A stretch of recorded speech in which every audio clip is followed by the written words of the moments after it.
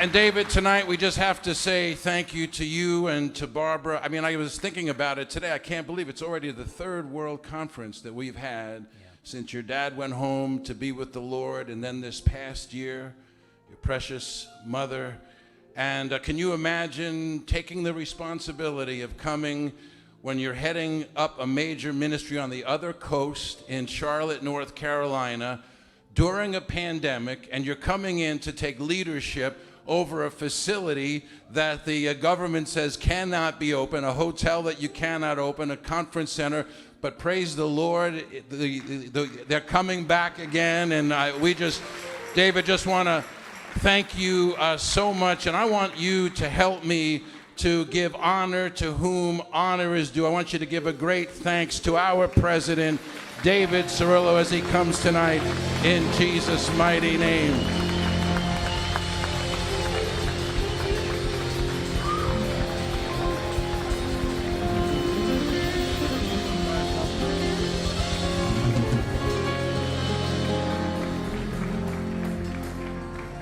Thank you so much. You may be seated tonight.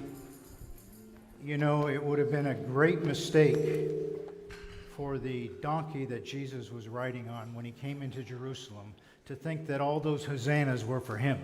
Right. So we give honor tonight to whom honor is due, and that's Jesus Christ our Lord. Amen. Amen. So good to see each and every one of you tonight. Thank you for coming. I don't believe any one of you are here by accident. Amen. With all my heart, I believe God made a plan for you personally to be here at this conference because He has something to put inside of you that you will take home. Something that will change your life, your family, your ministry. You know, thousands of people got an invitation to come. Who's here? You. Yeah. There were a lot of widows in the days of Elisha that needed a miracle, but God sent to Elisha to one widow in Zarephath.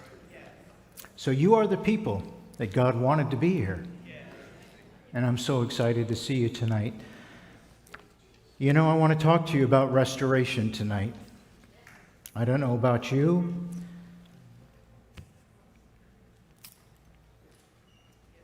You'll have to forgive me, those of you who don't know me. This is just the way I'm wired.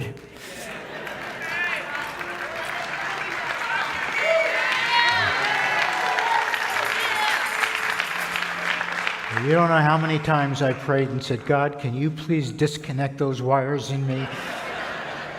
I feel silly so many times when the emotion of the Lord comes upon me. But anyhow, lost my whole train of thought there. Love you too, Ian. Restoration. Thank you, Greg. You know, 2022, last year was a year of great shaking. Hebrews, the 12th chapter says, "Yet once more I will shake not only the earth, but also the heavens, in order that those things which cannot be shaken may remain." World's been shaken, not just last year, the last 2 years, really more than I've experienced in my lifetime. The COVID pandemic, it's hard to believe that 637 million people around the world became infected. It's hard to believe that 6.6 million people perished. The last year alone, the stock market has wiped out the savings and the investments of many of you, of America's retired people. The market has dropped an equivalent of like $9 trillion. The world's been shaken. I think about what's happening in the Ukraine. Shaking's taking place with the invasion of Russia, Crimea, something that threatens not only the entire European continent, but potentially a conflict that could engulf the whole world. There's a shaking taking place. Our public schools have been shaken. Our communities have been shaken. And you have to ask, I'm asking, What will 2023 bring? What does God have for us this year? Most importantly, what's the word that the Lord has for us this year? What's the word He has for you? What's the word He has for your family? What's the word He has for our family? What's the word He has for this ministry? This is a time of year when a lot of Christians are praying and saying, God, what's the word you have for me? We were talking to our daughter today on the phone. She said, the word God gave me, Dad and Mom, was access. And then she started to preach a sermon that took about 30 minutes on the phone. And I said, you know, Becky, you need to be here tonight and you can preach instead of me. But what's the word that God has for us? I prayed hard about that, and I asked the Lord, what should this conference theme be about? And the word He dropped into my spirit was restoration. Restoration.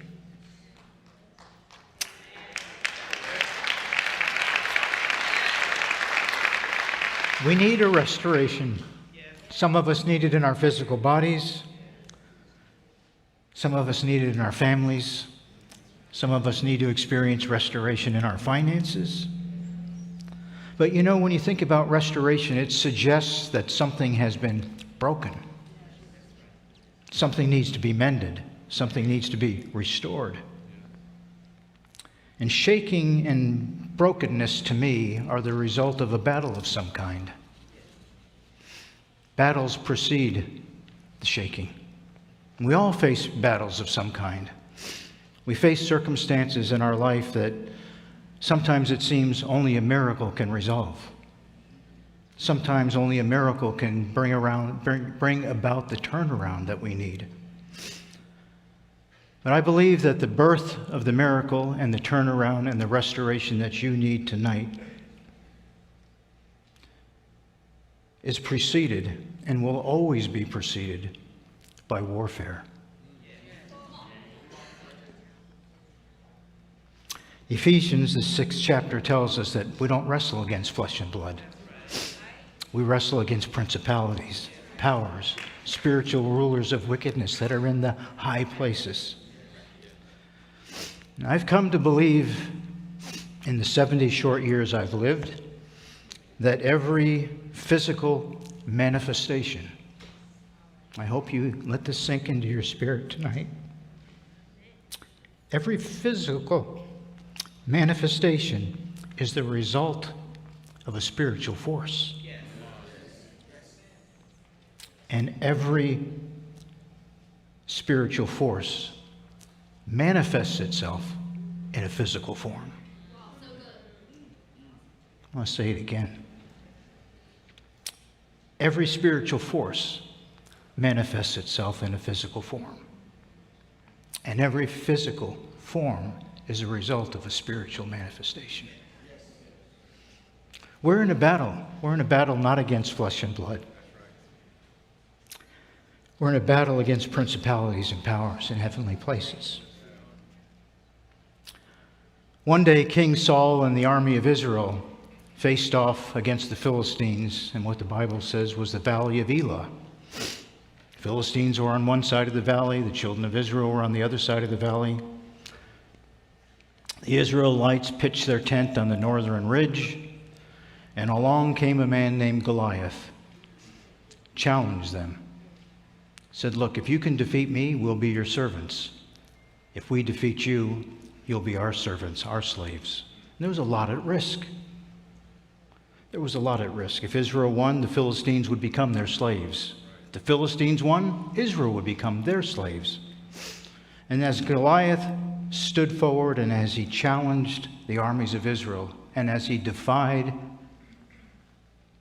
God himself, fear struck the hearts of the people.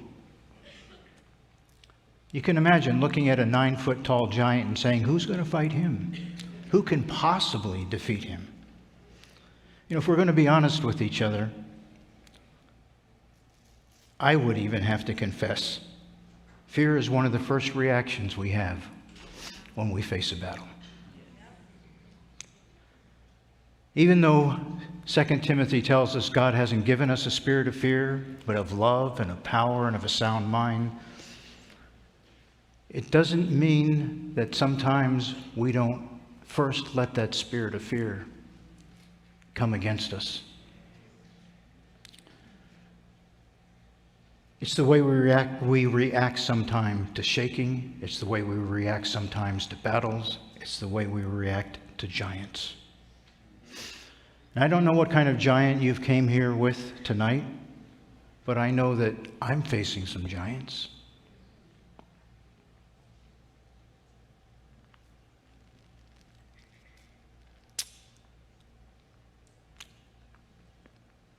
I know our family is facing some giants. I know this ministry is facing some giants. You may be facing a giant tonight in your family, in your finances, in your physical body. Fear may be striking at your heart as well. I want you to look for a few moments with me tonight how David defeated that giant. The first thing he did was he recognized he had no power in himself to defeat Goliath. And you and I don't have the power in ourselves to defeat the giants we face either. If we did, we wouldn't be facing our giants. If we had the power to defeat them, they'd be defeated. But in and of ourselves, we don't have that power. David faced Goliath. He faced his giant in the name of the Lord of hosts. And that's the same way we need to face our giant, in the name of the Lord our host. Second thing David did was very unusual. The more I study that story, the more things come out of that story that I never saw before. And here's one of them. That David prophesied over his giant. Think about that. He prophesied over his giant. He said, this day, today, the Lord will deliver you into my hand. I will smite you. I will take your head from you, that all the earth may know that there is a God in Israel. What a prophecy. Hadn't happened yet. Wow, think about the words that came from the mouth of this young boy. David was just a lad at the time. He had no training as a soldier. He had no training with conventional weapons of war. And he was about to face a 9-foot giant with a huge javelin. His shield was so big, Goliath had to have somebody else carry it for him. Yet David prophesied to his giant. He recognized his God was more than able to deal with this giant. The third thing David did was he didn't run for cover, but he ran towards his giant. He ran towards the battle. He put his hand into his bag and he took a stone. He put it in his sling. He hurled it at Goliath. We all know the story. One part of the story you may not know is that when David went to the brook and put stones in his satchel or his bag, the Bible tells us that he put 5 stones, 5, into his bag. You ever thought about why? Was he thinking to himself, well, if I miss with the first shot, maybe I'll hit him with the second shot. Maybe if I miss with the second shot, I'll hit him with the third shot. Did you ever know that Goliath, the Bible tells us, had 4 brothers? Why was it that David put 5 stones in his pocket? My God is able not only to take you down, but to take your other 4 brothers down. He is more than able. He will deliver you into my hands today. I will smite you. I will take off your head. You will serve the children of Israel. We will not be your slaves. It's a gruesome story. But it's an awesome story of deliverance. David had faith that his God was more than able.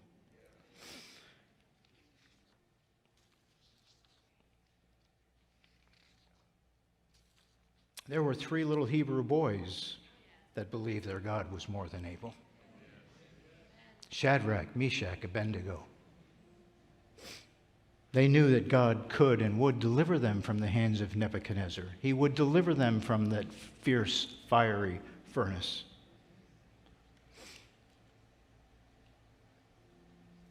When we face giants, we need to have faith that God can and will deliver us. Not us delivering ourselves, but Him delivering us from the giants that we face, from the restoration that we desperately need. So how do we take action against our giant? I have a few suggestions. Start with prayer.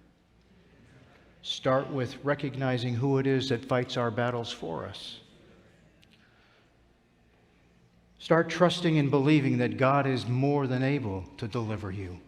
Physically, spiritually, financially, your family, every single giant you face, God is more than able. Speak the word of God over your circumstances. Scriptures like Psalm 103 that says, "Bless the Lord, O my soul, and all that is within me, who forgives all my iniquities, who heals all my diseases," not some, all. Jeremiah 17 says, "Heal me, O Lord, and I shall be healed. Save me, and I shall be saved." Psalm 107 says He sent His word and He healed them and delivered them from their destructions. Philippians 4:19, "My God will supply all my needs according to His riches in glory in Christ Jesus." Start prophesying to your giant.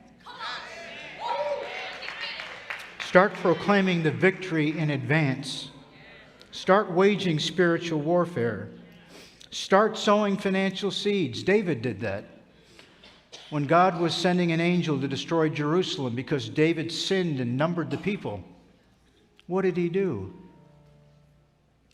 He gave God an offering that cost him something. So many times, it's easy to give God something that didn't cost us anything. Our time, our talents, our treasure. David determined he was not going to give God an offering that didn't cost him something. I love the story in 2 Chronicles about the children of Israel and how they began to praise God for the victory long before they saw it come to pass. If you remember the story in 2 Chronicles, the 20th chapter, 3 nations were coming against Israel: Ammon, Moab, Mount Seir. And when you study it, Israel had a huge army. The Bible says that their army numbered more than 1 million people. That sounds pretty formidable until you realize that Ammon, Moab, and Mount Seir each had 1 million of their own. So it was 3 to 1. It was 3 million against 1 million. Fear struck their hearts. They turned their face to seek the Lord. I just have to read some of this because it's too good to me. All Judah gathered together to seek the Lord, to seek help from the Lord. Jehoshaphat stood in the assembly, and he said, "O Lord, the God of our fathers, are thou not God in heavens?" Aren't you God? Aren't you God? Aren't you our God? Don't you rule over the kingdoms of the earth? Who can stand against you? You think God needed some encouragement? I don't think so. Maybe they were finding a way to encourage themselves in who their God was. I don't know. He said, "Aren't you the one who drove out the inhabitants of this land before your people? Aren't you the one who gave it to the descendants of Abraham, your friend, forever? Aren't you the one who said, should evil come upon us, the sword or judgment or pestilence or famine, didn't you tell us to stand before this house because your name is in this house, and to cry to you in our distress? And aren't you the one who said you would deliver us? And now, God, take a look. Ammon, Moab, Mount Seir, they're coming against us to destroy us. We are powerless before this great multitude, and we don't know what to do. How many times do we have to look ourselves in the mirror and recognize we are powerless against the giants we face? We are powerless, and we don't know what to do. But Jehoshaphat said this, but our eyes are on you. We're not looking to our army of 1,000,000 soldiers. We're not looking to what we possess. We're not looking to the nations that are coming to destroy us.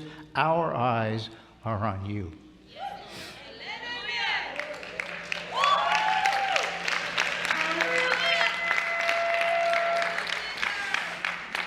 The Bible says that the Spirit of the Lord came upon Jehaziel. He stood up and he said, thus says the Lord to you, don't be afraid. Don't be dismayed because of this great multitude, for the battle is not yours, but God's. Tomorrow go down against them. Behold, they will come up by the ascent of Ziz. It's interesting. God even told them what the enemy's battle plan was, where he was going to come from, how he was going to attack them. He said, you don't need to fight in this battle, but station yourselves. Stand and see the salvation of the Lord on your behalf. Don't be afraid. Tomorrow go out to face them, for the Lord is with you. Jehoshaphat bowed his head to the ground, and all Judah and the inhabitants of Jerusalem fell down before the Lord, worshiping him. The Levites and the sons of the Korahites stood up to praise the Lord God of Israel with a very loud voice.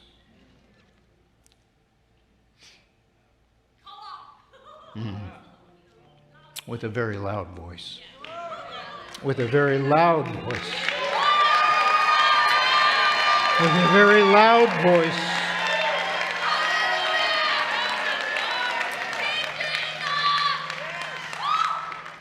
Put your trust in the Lord your God, and you will be established. And look at what Jehoshaphat did. When he consulted with the people, he appointed those who sang to the Lord and those who praised him in holy attire. As they went out before the army, the praisers, the singers, the worshipers went in front of their own soldiers as they went out to face the enemy. What does the Bible tell us? As they began to sing, as they began to praise, as they began to worship, the Lord sent ambushments against the sons of Ammon, Moab, and Mount Seir, and they were routed. They sang, they praised, they worshiped. They thanked God for the victory before they saw it come to pass. You and I need to start praising God for the restoration that is ours by him, through him, from him, before we see it come to pass.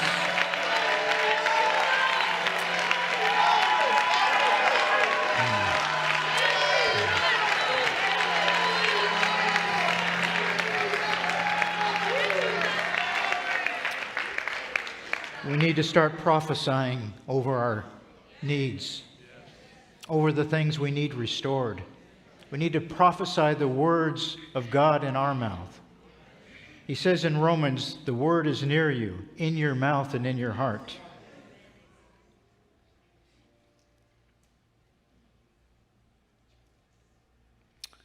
Some people have said to me, David, you know, when you just speak the word, isn't that a little bit like people used to call name it and claim it? Well, I don't think so. And here's why. Because the Bible tells me that spirit and life are in the power of our tongue. The Bible tells us that life and death are in the power of our tongue. There's an interesting story I want to share with you quickly before we close tonight. In John, it's this John 11, I think it is. Let me turn over there in just a moment. Here it is. It's the story of Jesus and Lazarus. Talk about name it and claim it. Let's see what Jesus did. The sisters came to him and they said, Lord, he whom you love is sick. They didn't use these words, but they were saying he needs to be restored. There's an enemy come against him. There's a giant come against him, a giant of sickness, and it's about to take him down. Listen to Jesus' response. He said, this sickness is not unto death. Not going to happen.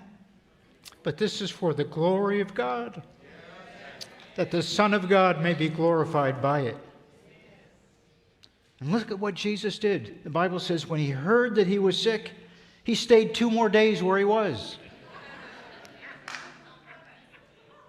He was in no hurry to get there.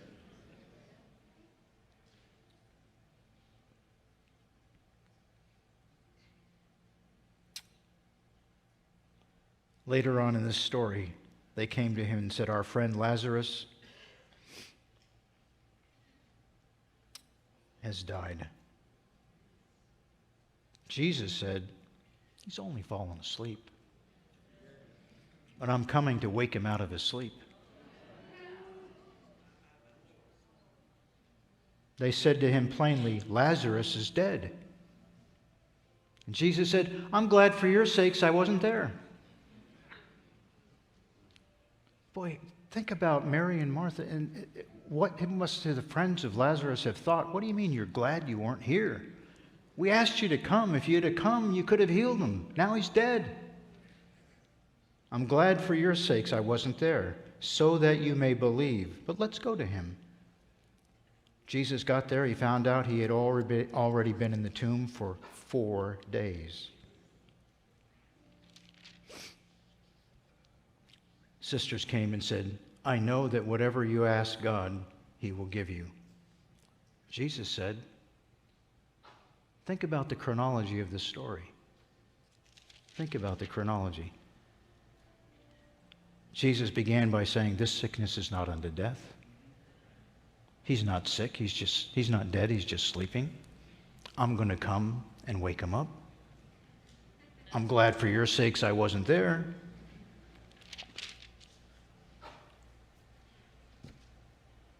They said to him, even now I know that whatever you ask God, God will give you. And Jesus said to them, your brother's going to rise again. And their answer was, we know when the resurrection comes, he'll rise again. And the verse that all of us can quote, I am the resurrection and the life. I am the resurrection and the life. He who believes in me shall live even if he dies, and everyone who lives and believes in me shall never die. Do you believe this? Yes. We're getting to the good part of this story. Jesus said to them, didn't I say to you, if you believe, you will see the glory of God? Yes. Didn't I tell you that? Didn't I tell you? Didn't I tell you? He looked up to heaven and he said to his Father, I thank you that you heard me. I thank you that you heard me.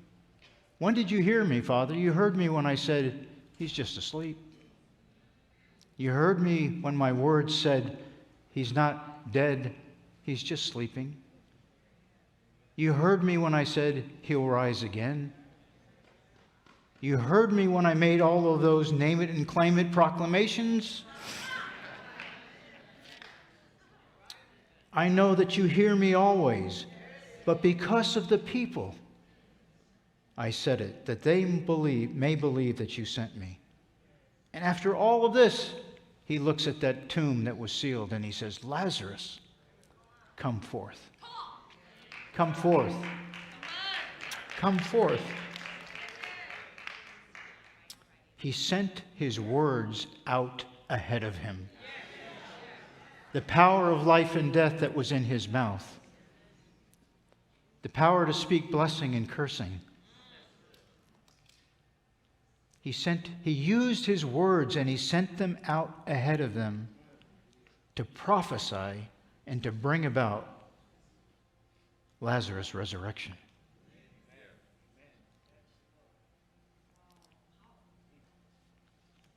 We have more power in our mouth than we recognize. You have more power in your mouth than you recognize. To speak the words of God, to prophesy over your giants, to prophesy over those things in your life that need restoration.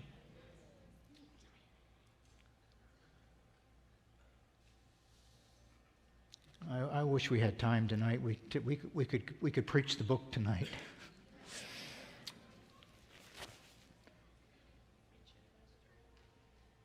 About the way that we're to use our words, about the way we're to approach our Father in heaven. There's a great story in the 18th chapter of Luke about a widow who needed justice. The Bible says she came to the judge and she bothered him.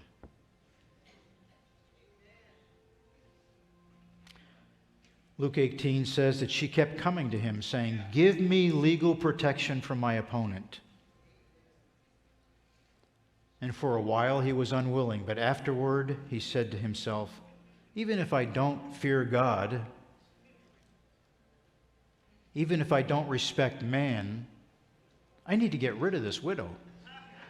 She's just bothering me, pestering me.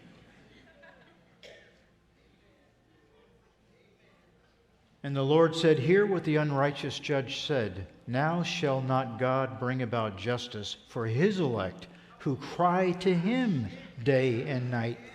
And will he delay long over them?"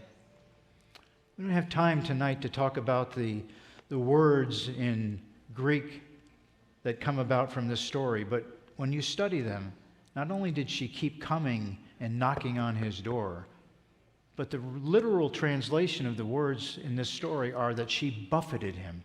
She beat him. As a pugilist beats an opponent with a stick. This wasn't just an annoyance. You know, in the story, the judge represents our Heavenly Father. The woman represents us. The justice that she needed represented her need. And Jesus turns around and he says, "This is how you are supposed to approach my Heavenly Father." Oh, wow. What? What are you telling us, Jesus? Don't give up. Don't let up. Keep knocking. Keep coming. Keep pestering. Buffet him. Beat him. Hit him hard until he hears you. Hit him hard until he's willing to say, "I will give you justice." He said, things impossible with men are possible with God. I want to pray for you tonight.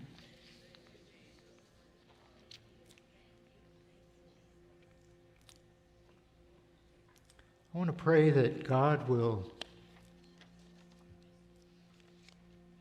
give you the restoration that you need. The restoration you might need in your physical body. You, me. The restoration you might need in your family. Restoration you might need in your finances. But I'm not going to do this alone tonight. We're going to pray together. I want you to stand with me right now. I want us to recognize that the battle is not ours, but it's His. I want you to start sending your words out ahead of yourself to accomplish the purpose that God put His words in our mouth. I want you to start prophesying to the things in your life that need restoration. I want you to start declaring the Word of God over your giants, over your problems. His Word in your mouth, which will not return void.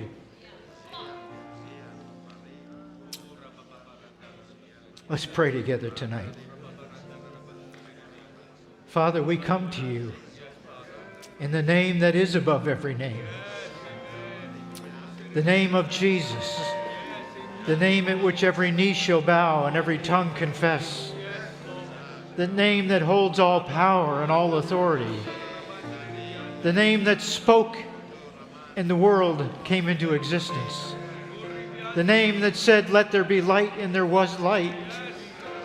The name that spoke and the universe was hurled into orbits. We come to you in that name tonight. We recognize that your word is in our mouth. And we declare your word over our lives tonight. We declare your word over the restoration that we need in our physical bodies, in our families, in our finances, in the giants that come against us. We recognize we have no power or might in ourselves that we can stand against them. But our eyes are upon you. Our eyes are upon you. You are our God. We prophesy over our giants tonight. You must fall. You must bow your knee to the name of Jesus. Sickness, you must depart. You must depart. Lack and need and want, you will go in the name of Jesus. You giants that have caused division, you giants that have brought about disunity, you giants that have brought about rebellion, you giants that have come against our family, we command you tonight in the name of Jesus to bow your knees before Him, not before us, but before Him who holds all power, who holds all authority. Father, we prophesy over the areas of our life tonight that need restoration. And we declare in the name of Jesus, by your stripes we were healed. We declare in the name of Jesus, bless the Lord, O my soul, and forget not all of His benefits, who forgives all our iniquities, who heals all our diseases.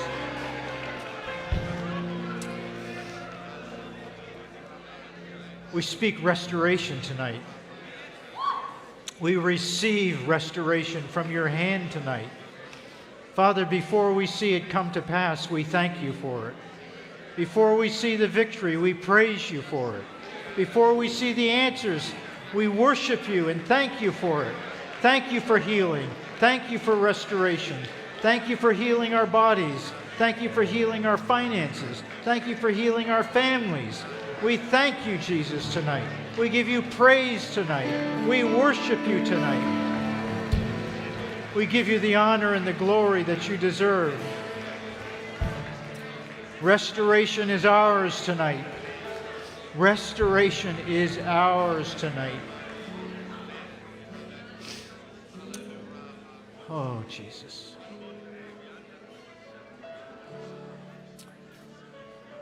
Bless the Lord, O my soul. Forget not all of His benefits. You are the Lord our healer. You are the Lord our banner. You are the one who fights for us. You are the one who goes before us. You are the one who smites our enemies before us.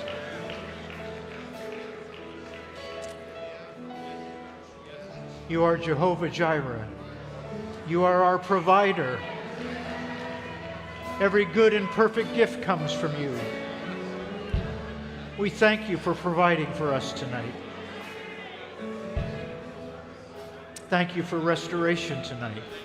We speak it, we declare it. By faith we receive it. in the name of Jesus, according to your word. And we give you the praise, the glory, the honor tonight. And we thank you, and we declare it is done. It is done. It is done. It is done. It is done.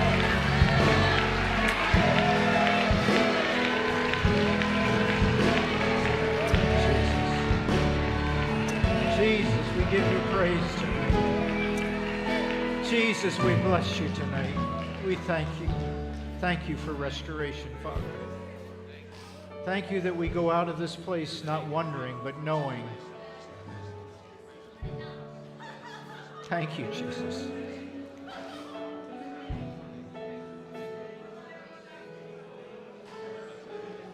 Lord, your word declares, for this purpose your Son was manifest, that he would destroy the works of the enemy. Not wound, not hurt, not bruise, but destroy the works of the enemy. We declare tonight, we speak your word tonight,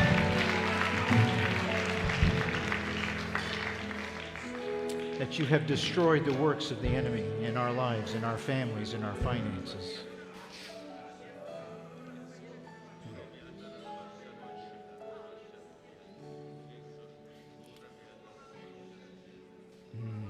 Jesus.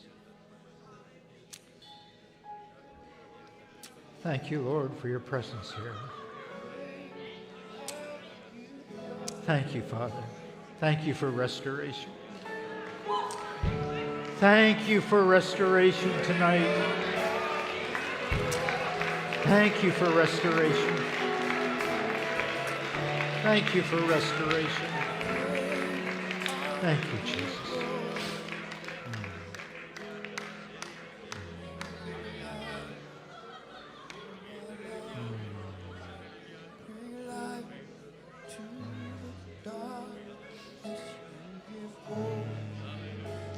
Restore every heart that is broken. Great are you, Lord. Great are you, Lord. Great are you, Lord. Great are you, Lord.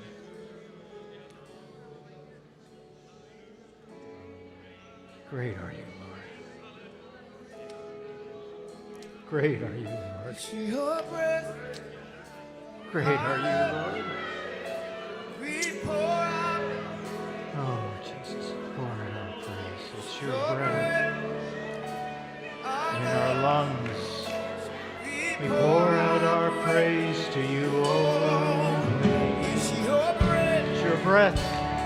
It's your word in our mouth. so we Pour out our praise before you.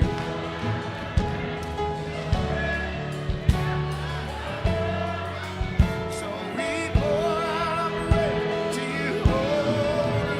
It's your breath, our love. So we pour out our praise, pour out our praise. It's your breath, our love.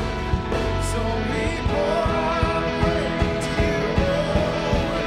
It's our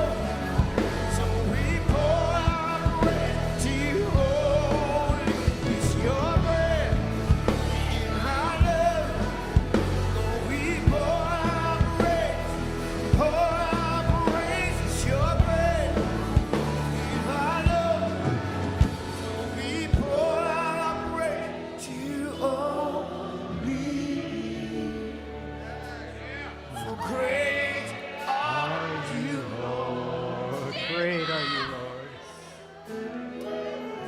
Great are you, Lord. great are you, Great. Lord. You are greater. Greater. Great are you, Lord. Praise you. Great are you, Lord.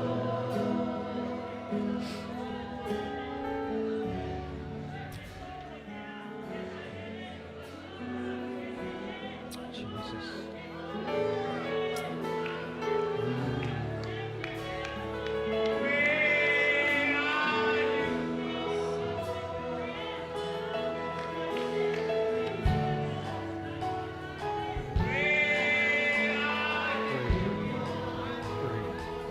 Mighty God, awesome God.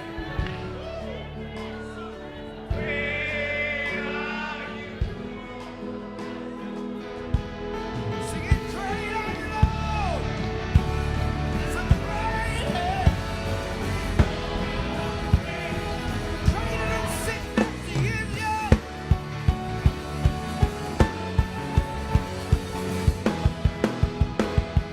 Greater than death, He is, yeah. Great. Oh, great are you, Lord. Oh, sing it out and say great. Let that be our confession tonight.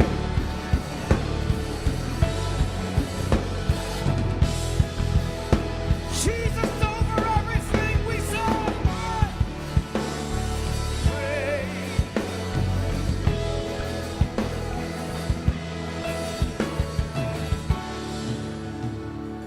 Great are you, Lord.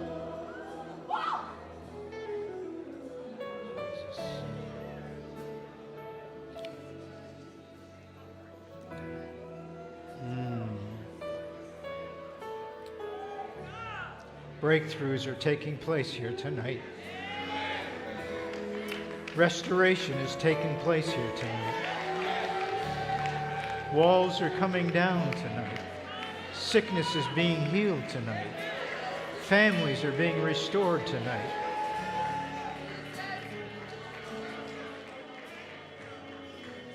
We praise you, Father. Praise you, Jesus. We praise you. Hallelujah. Hallelujah.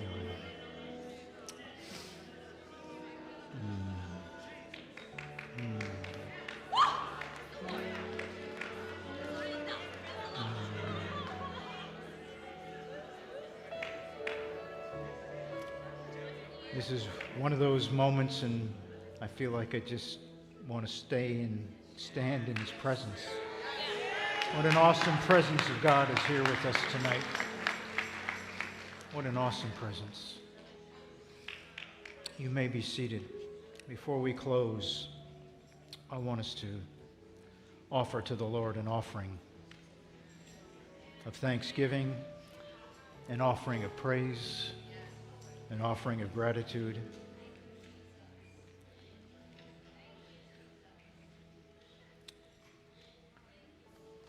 Ushers, let me ask you to pass an offering envelope down the aisles.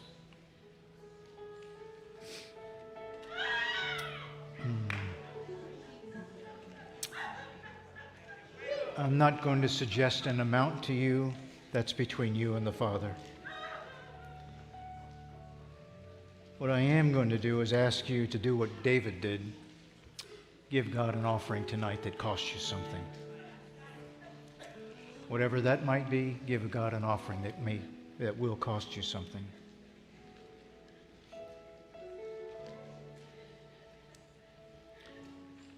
Give God an offering tonight that gets His attention, that represents your best.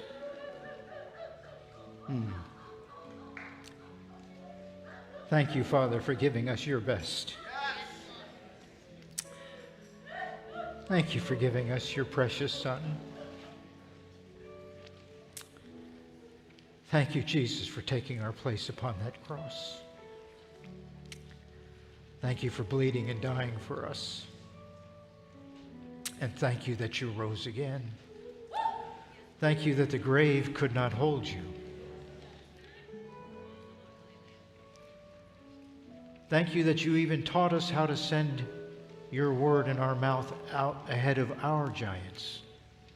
Even in your own resurrection, Jesus, you said you would rise again.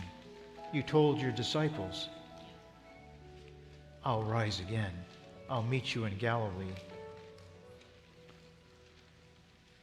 Father, we present to you tonight an offering of gratitude, of appreciation, of thanksgiving for who you are, for what you mean to us.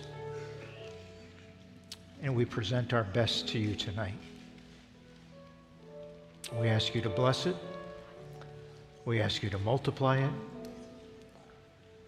I ask you, Father, tonight as your people release the seed that's in their hands, that you would release the harvest that's in your hands. A harvest of restoration, physically, spiritually, financially, in our families. Take this seed tonight and multiply it back to your people. Multiply it back into the kingdom. And we thank you tonight for the privilege we have to be your children, and for the great opportunity we have to give back something to you. So we present this joyfully tonight. What a joy it is to give to you. What a privilege it is to give to you. Bless this offering tonight. Bless the people as they give. We'll give you the praise, the glory, the honor, for it all only belongs to you. Amen. Amen.